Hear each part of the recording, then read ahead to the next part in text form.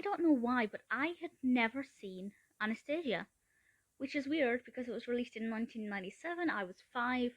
I was basically raised by VHSs, and I had, all the Disneys, a lot of other animations, but for some reason, at least I don't remember having seen this one.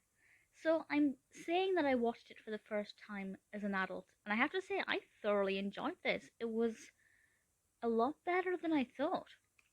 It was directed by Don Bluth and Gary Goldman, and stars, much to my surprise, I don't know why I didn't know this, an amazing cast, but stars Angela Lansbury as the Dowager Empress, and it's actually quite a dark story in some way.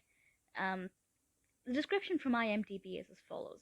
The last surviving child of the Russian royal family joins 2 con men to reunite with her grandmother, the Dowager Empress, while the undead Rasputin seeks her death. Definitely sounds quite dark for what is ostensibly a children's film. This is based on a true story. Anastasia Romanov is a real person.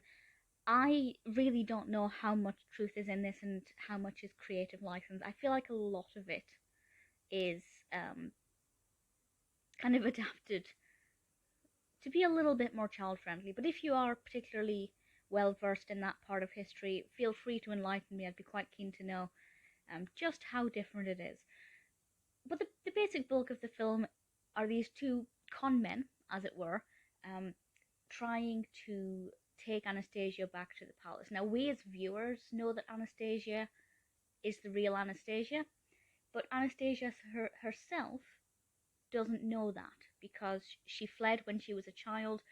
All of her memories from that time have pretty much faded, so she doesn't remember that she is the granddaughter of the Duchess. She doesn't remember this.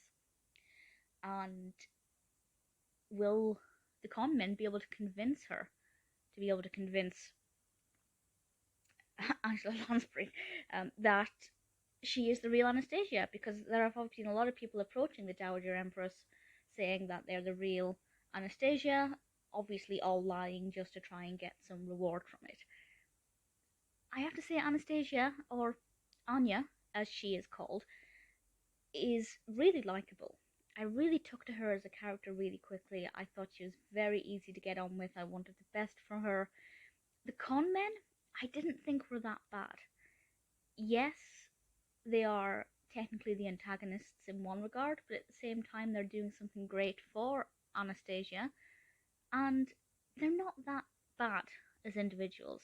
So it's definitely not as dark as it could be from that respect. The people in this, maybe apart from Rasputin, are quite likable. I like the way the narrative developed. It's quite quick-paced. The time flew by. There are some really beautiful songs in this. The animation style is really quite beautiful. It feels kind of Disney. It's a Fox film, but it does feel very Disney, which most animations from this time do, to be perfectly honest.